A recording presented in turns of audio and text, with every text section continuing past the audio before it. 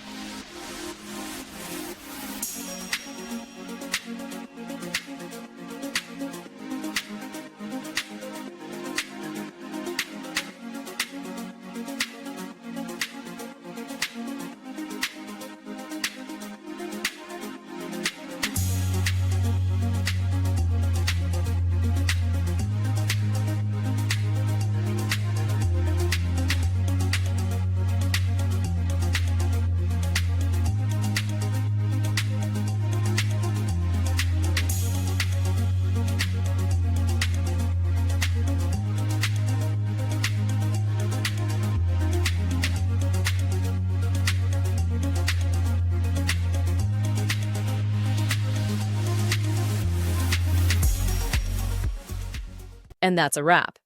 I hope you found the answer you were looking for. If you did, take a second to hit that subscribe button, it really helps out. And let me know in the comments which solution worked best for you. See you next time in the Debug Zone.